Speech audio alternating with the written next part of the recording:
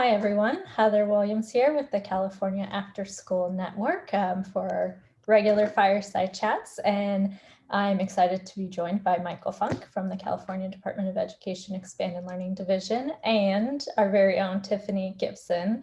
And we are here on this Fireside Chat. This is going to be our last Fireside Chat of 2020, and we're going to talk about looking back in the service of looking forward. And so we're about to hit 8 months of doing these Fireside Chats. Hard to believe it's been 8 months. But I did, over the last week or so, I've actually gone back and watched clips of different chats for a few different reasons. And one thing I noticed is my background, even though it's been the bookshelf, has changed over the last 8 months. So it's kind of funny to see how, even though we've been at home for these last 8 months, little differences and things that have evolved over that time.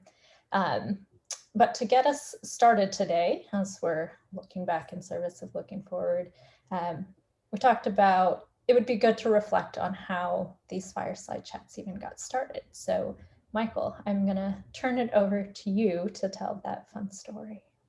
Yeah, and welcome, Tiffany. Thanks for that. Yeah, my background has changed too. I normally did these I think I did it once from a park, but every other time has been from my office at CDE. But due to the latest spike, the governor has shut down all state offices, and so I'm broadcasting live from my bedroom at 28th and Q Street in Sacramento. So here we go.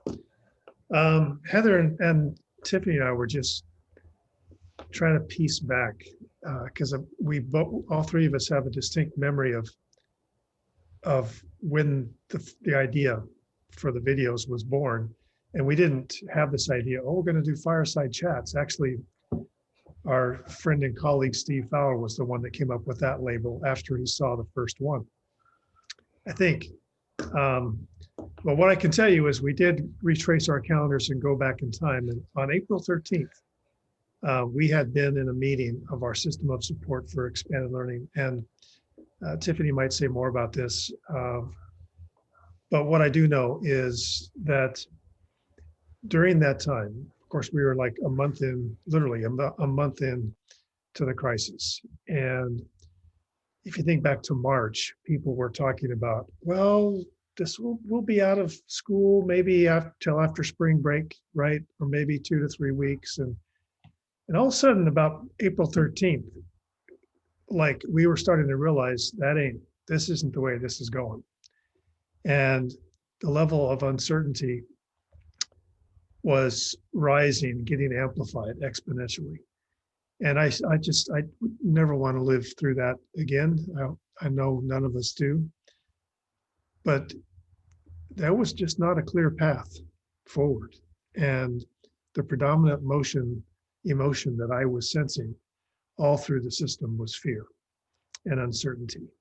And there was a lot of different reactions to that, one of which was to retract and become more conservative. And people were wondering about whether they were going to be able to keep their grants, or we're going to be able to keep people employed. What's going to happen with attendance? I mean, what do we do with all this system that has evolved over 20 plus years to explain the after school as we know it? Which was, we changed the name to expanded learning for a lot of reasons. But by and large, it was still a place in time. It was a place and a time. It was after school.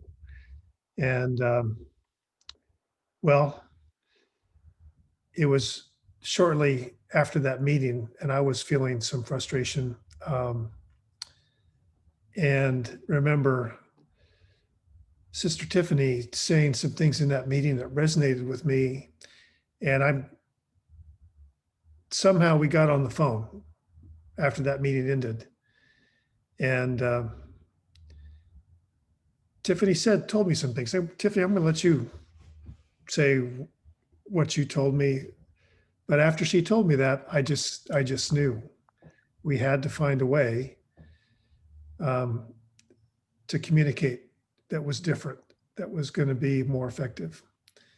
And so Tiffany, you tell your part of that, and I'll switch over to my phone call to Heather. Sure. I guess, like you said, there's all the context of we were in a month, right? From when the first time we were like, okay, things are not normal. And we didn't know what normal was going to be. And so we kept having conversations in our system.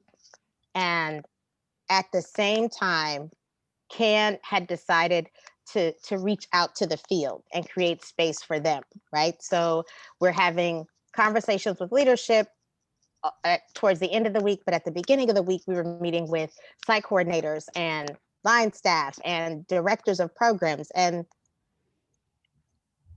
the way that you were speaking to our system and trying to convey hope, trying to be clear about, we don't know exactly what this is, but moving out of fear is not the best thing for us either. That we can take this moment to kind of rethink and to reorient ourselves, and we can center ourselves on what do students need and what do staff need. And you were saying that, and we were trying to convey it over here, but it wasn't connecting. And when we were in our planning call, I just had a moment, and I was like, people need to hear from you. You are not in other parts of the kind of K-12 structure, the leader isn't necessarily as connected to all kind of levels of the work. It's just not really structured that way. And expanded learning, we worked really hard so that it is. And so creating space for you to speak directly to our field and with our field just felt like that it needed to happen. And nobody knew how. I just felt like the more that you were speaking, people needed to hear directly from you how you were thinking about this work and how you were thinking about us holding each other as we learned kind of through the process. So I think that's kind of what I said. It probably didn't sound like that, but it was more like they probably need to hear from you directly. So whatever you actually said, let me tell you what I heard. I heard one phrase: people need to hear your voice. That's all I remember. That's all I heard. And I said, you're right. My next text was to Heather Williams, who had just began working with Can not that long before. But before that, we had worked together for, I don't even remember how many years, 6+ years or more. And we worked together like hand in glove. And I knew if there was a person that I could call and figure this out. So that afternoon, 4:30, looking at the calendar now, 4:30 that afternoon, we got on the call and figured out we could just record a Zoom, play it later. And boom, that Friday, we did our first Fireside Chat. And it's been an incredible, of course, amazing feedback from across the country and from across the state in terms of what these times have meant. What I haven't said on one of these chats is how much it's meant to me. How much it's meant to me to be able to work this closely with Heather again, which I cherish. How much it meant to me to bring on guests and be moved deeply by their passion, their story, their courage, all of our guests. And to see their courage and their passion and their commitment inspire all of you. But also what's even deeper behind the scene is the work I had to do to be ready to be in these conversations. And when the field was experiencing fear, when each of you were experiencing fear, guess who else was? Me. And how do you hold fear and uncertainty and not let it take over? But just hold it, recognize it, not try to dismiss it, but still find the clarity and the courage to take another step and another step. And so these have been meaningful for me. And when I think back, of course, we're we're talking about thinking back on 2020. Who wants to relive this year again? Anyone? Raise your hand. No. But some amazing things happened. And Tiffany, we've invited you, not just because you were part of the origin, but because I feel like we have been able to hear your voice many times in many different settings in the field on a national, like the symposium, in different places. And you have been very inspiring and prophetic. And we're just interested in hearing a little bit about 2020 from your vantage point. We want to hear your voice a little bit today. So tell us a little bit about how you see the last 8 months having played out and what that means. So I knew that you were going to ask me this, and I still couldn't land on anything, right? Like, looking at our field and just all the youth development practitioners throughout the country who stepped up when traditional educators weren't exactly sure how, right? Like California, I think, is such a great example of, we're building people's competency around social emotional learning, and we're trying to integrate that into all that we do. The phrase is we're trying to integrate that. Youth development practitioners, it's already there. I think, and that to me was one of the things, Julie, one of the partners at ASAP Connect, said, how can you be positive and keep saying there's opportunity in this crisis?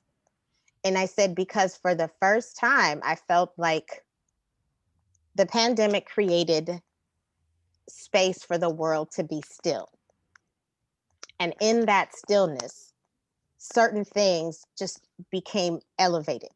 The murder of someone on a regular platform, like it was, you could not escape it.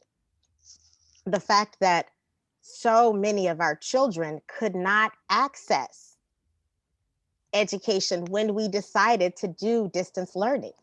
And then the realities around schools are more than just that. The fact that we had to identify that we had taken away some children's meals for the day by them not being able to go to a school. And in all of those spaces and all of those opportunities, not saying that other people on school campuses and in our greater communities didn't step up, but I can definitely say that ours did, right? Our after school program providers, we went home that Tuesday or Wednesday, Heather, after the challenge, right? Our team, we went home. Like they were like, okay. And then we were going to conferences and all this kind of stuff. And literally in 2 days, it was like, you're not going anywhere. There is no more training and work for you all. So we need to figure out what's happening. We literally did our first Can and Friends the following Tuesday, because we kept saying, if we are feeling this kind of fear and uncertainty, how do we hold space for them? And on that call, we had people jumping on and off because they were going to go pass out meals. We had people jumping on and off because they had agreed to go knock on doors to find young people because no one had spoken to them since they got sent home, right? And that's only 2 days in. And so to me, that holding space for that and showing how our people were just showing up for young people and each other, it gave me hope that we could look at our educational system differently, right? And I'm pretty, I consider myself lucky because I did come through the classroom space and counseling, all these other things, but I've always felt like after school was the place where young people were actually seen as individuals.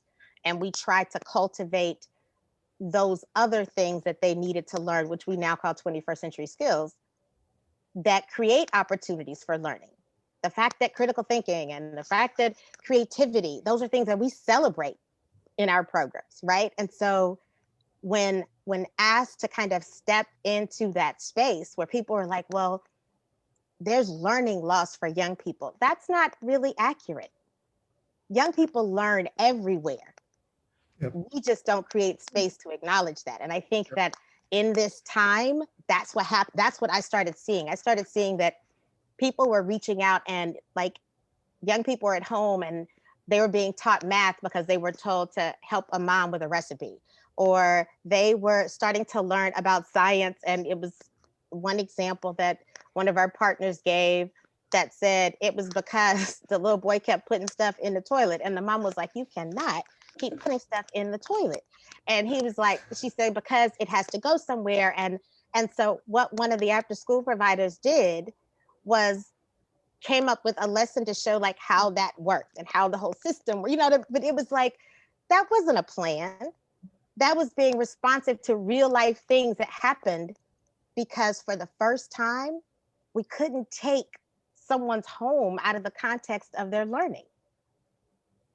We had to start acknowledging that parents are a critical teacher in every child's experience. And so now all of a sudden, because we're in your living room, we have to start looking at that. And I think our programs did it so well, because it was what we did first was recreated space, and we did circles just to check in with kids.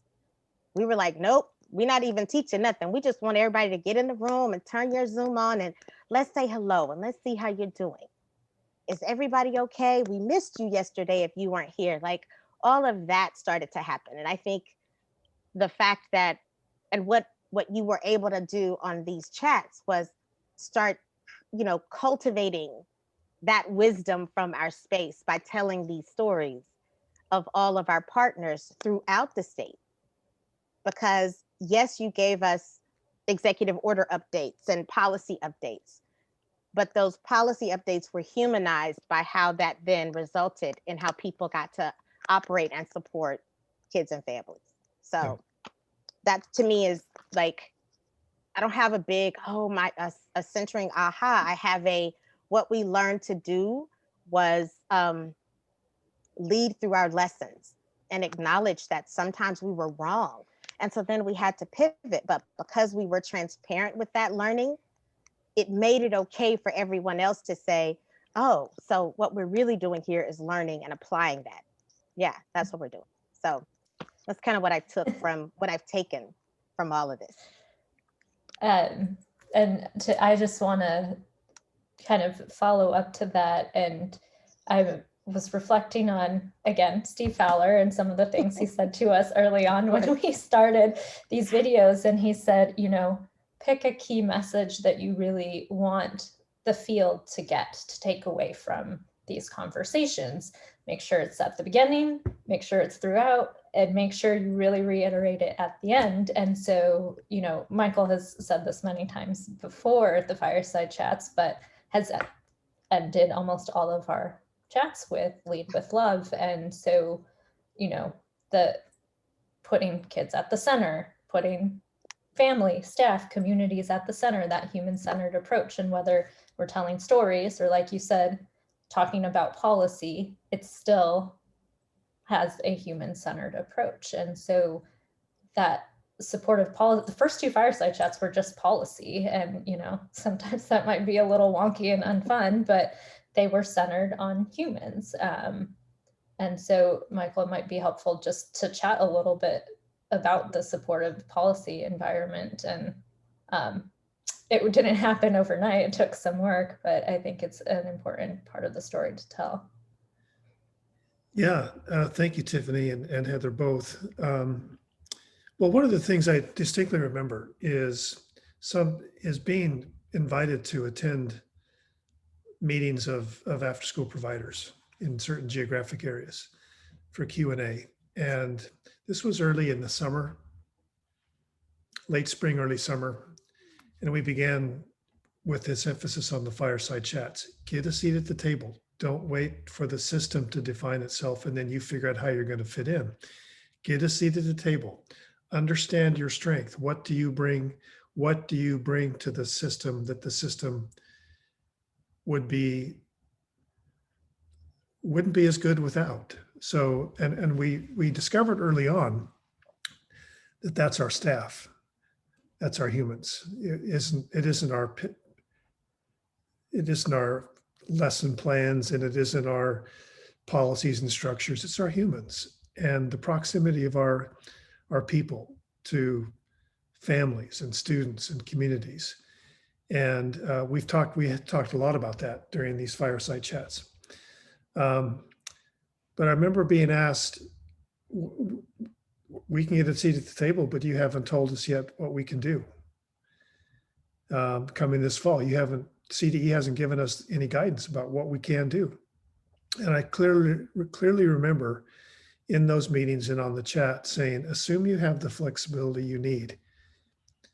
All the flexibility you need, get to the table, figure it out, then come back and tell me what you need.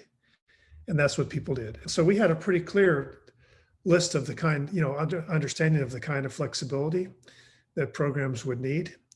And I'm very proud to say I've lost track of how many items, but working with the executive order with the governor's office and the Trader bill with both the Assembly and the Senate legislative staff, working with the Department of Finance on that Trader bill, and also for the first time getting permission to carry over ACES funding for 6 months, working with Department of Social Services to negotiate waivers that would make sense for those programs that were operating beyond the parameters of 30 hours. So, but I think it's important for us to recognize that every policy agenda that we pursued, we won. And even more important, the people that we were negotiating with all through the process, to a person, 100%, were all trying to help us get to yes. There was no one that was trying to block us. Why? Because people were saying early on, wow, expanded learning is going to be critical in terms of our recovery and trying to support these kids and families and communities. So it was a crazy successful period of time. And you all, some of you took longer than others, but you took that flexibility and then you started putting students at the center and really making a difference. What's the result?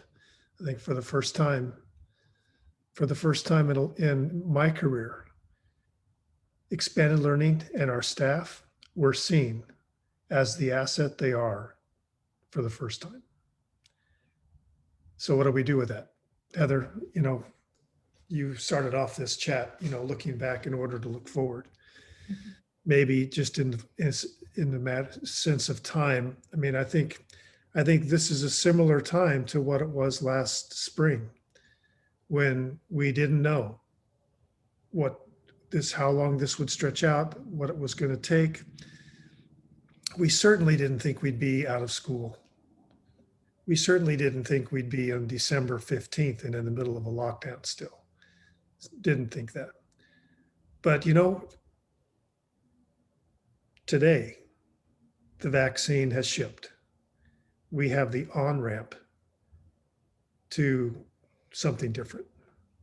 We have the on-ramp to be able to gather our students together again.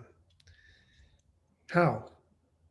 That is the big question and the big challenge. I feel like we're also now facing another unknown. And like we said, get a seat at the table for when schools might reopen. We said that last spring. We're at that same place again. And I'm asking myself the question, I did a bunch of thinking about it this weekend. What has emerged? What has grown up? What has grown in the middle of the pandemic that we don't want to lose?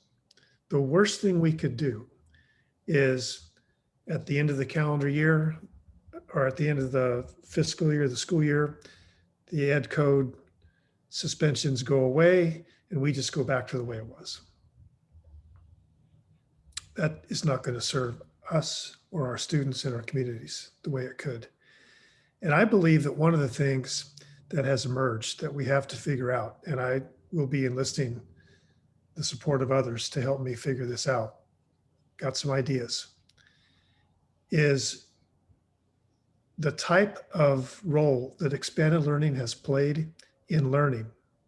I'm not talking about the role they've played in instructional minutes. I'm not talking about the role I've in the technical things. I'm talking about what Tiffany talked about, the fact that we understand that learning is social and emotional. And our staff now working alongside of K-12 educators, community educators, working alongside of K-12 educators to surround a child with the environment to help them learn. We have to figure out a way to preserve that. And I'm going to call that community learning. How do we preserve community learning? Right now, it looks like a learning center. It looks like learning hubs. It looks like so many of you have done so many innovative things. How do we preserve this? That's the challenge. And so just know we're coming to the close of 2020. We're on the cusp of looking forward to 2021. We're going to be here. Fireside Chats are now part of the post-pandemic universe. And we'll be here to really keep looking forward in terms of what's next. And again, what's next from a child-centered, what's best for our children, what's best for our families, what's best for our staff. Oh, I almost don't know how to follow up after that. So fortunately, we're going to shift into some reflection questions for each of us just to close out this conversation. This year has been a challenging year for all of us.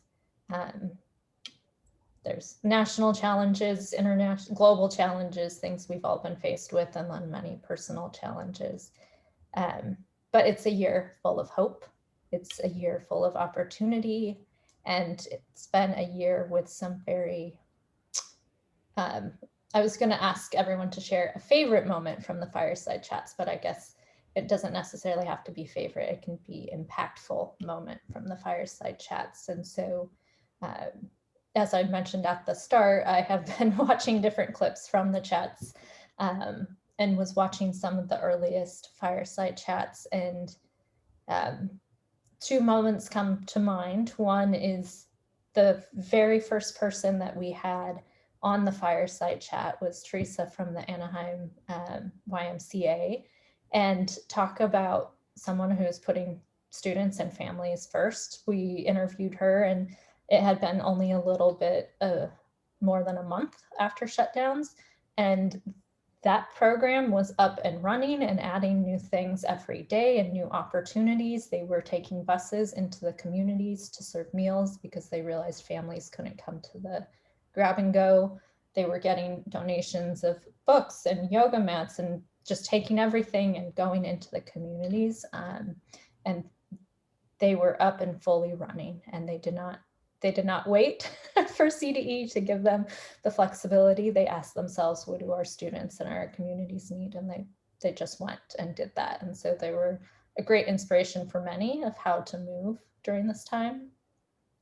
And then shortly after that, we had Marcus and Malik from Sac City on, and that was really wonderful to have student voice on. And so it's important that we continue to talk to our students, actually listen to them, and elevate their voices during this time. And so, Michael and I briefly talked about this, but it'll be important to bring more youth voice into the space in the future. And so I just really enjoyed having him on the space and being very honest with us about challenges, what's working, what he was excited for.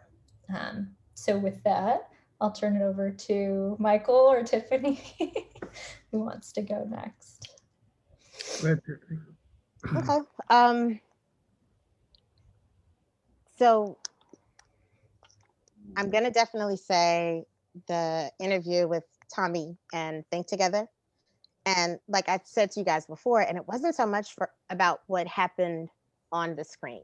Like everybody knows that I am pushing our system to be more equitable in action, right? And not just in words.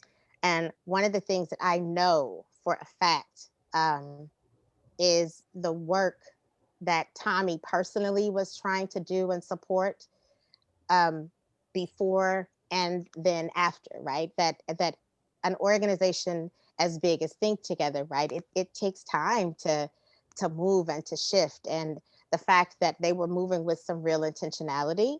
And also, and I think this was a teaching space for us as well, is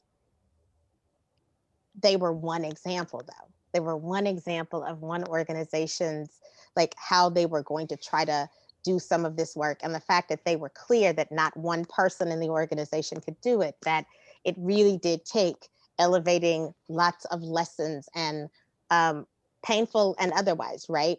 For them to kind of start looking at this thing differently. But what I thought was so amazing is that after each chat, we use them as talking points for us to have conversations with all kinds of organizations.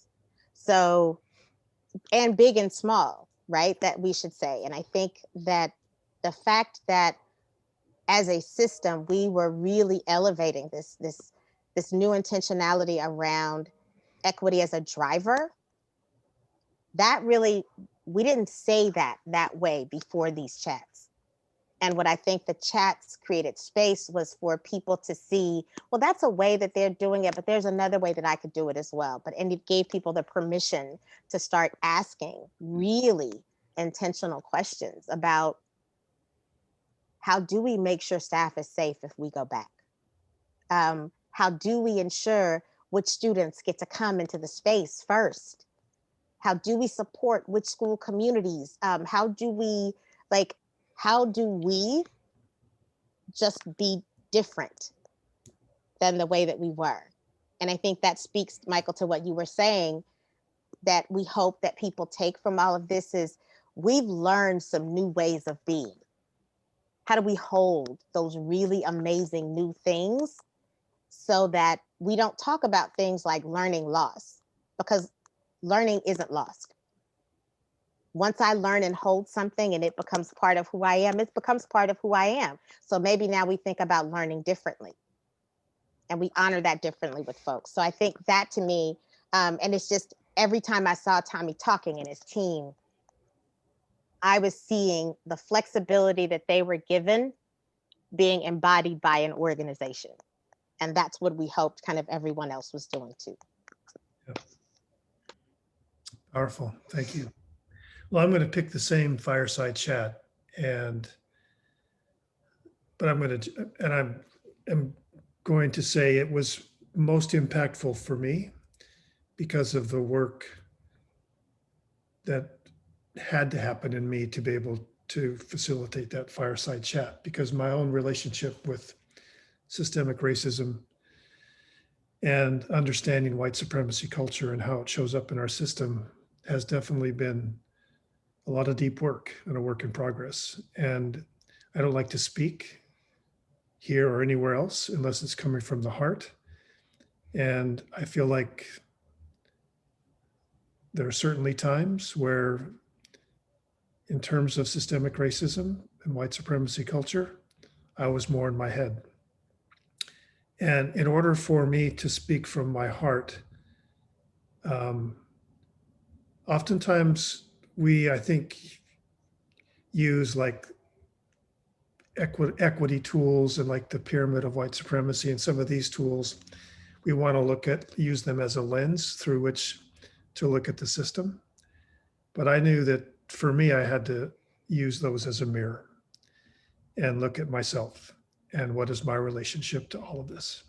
And only then, honestly, going deep in that work, could I show up on that fireside chat and speak from my heart. So that was very impactful work for me, and inspired by so many and helped by so many on that journey. And I still feel like I'm at the trailhead and have a long way to go. Just saying, that's why I said people needed to hear your voice.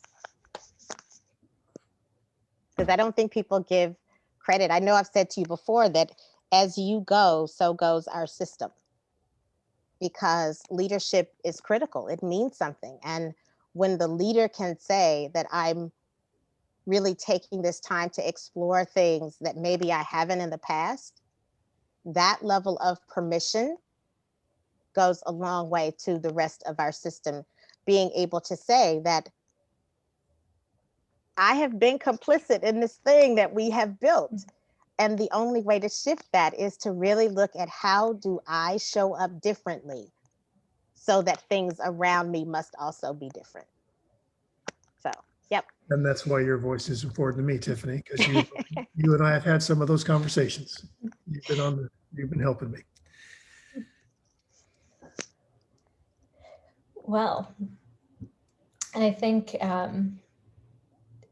with that, it's about time to wrap up this conversation. I think that is a good place to put a pin in it, and maybe give us each a moment to have some closing words that we would like to share with everyone. And so, I'll just first say that, Michael, you referenced this, the vaccines are on their way, and in some cases today, like, people have started to receive the vaccine. So many times this year, it's been hard to be hopeful, but we definitely, there is hope. We can see with the start of the vaccines that things will look different in 2021. And while we may still be working from home in our home offices with these backgrounds for a little while, that, by this time next year, we'll be in a very different place. And so part of my hope for that is that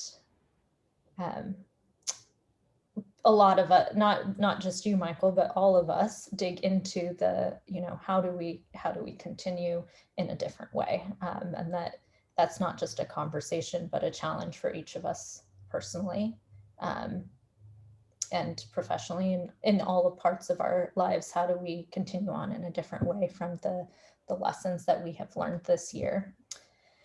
And yeah, there's quite a lot of them. So I'll be reflecting a lot on that over the next couple of weeks and into the new year. And so with that, Tiffany, I'll invite you to share any closing hopes or words for the group listening. Just that we try and move with true compassion for ourselves and other people, right? That none of this is easy, and creating blame and shame makes it very hard for people to do the work that's necessary. And so if we can give space, like Michael said, and really focus on our mirror work, things will be different. I really believe that. And one of the things that I've seen during this time is I've seen people show immense compassion for everyone else but themselves. And so if we can, be a little gentle with ourselves as we figure this out, because none of this is scripted. So yeah, show a little compassion.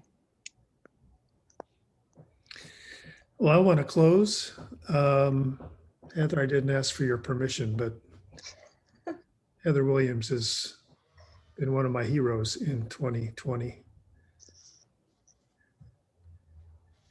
That's not just a fancy hat. Heather's wrapped up her chemotherapy this week and has done so with the courage of a warrior in all the best sense of that word. And it's been such a joy to know that even through that, you haven't missed a beat. You've been here on the chats. You've been champion for kids. And I love you. And I'm just thrilled to watch you thrive in this chapter. So needed to say that out loud to folks. Yes. And to all of us, as long as there are children to love, we better do everything we can.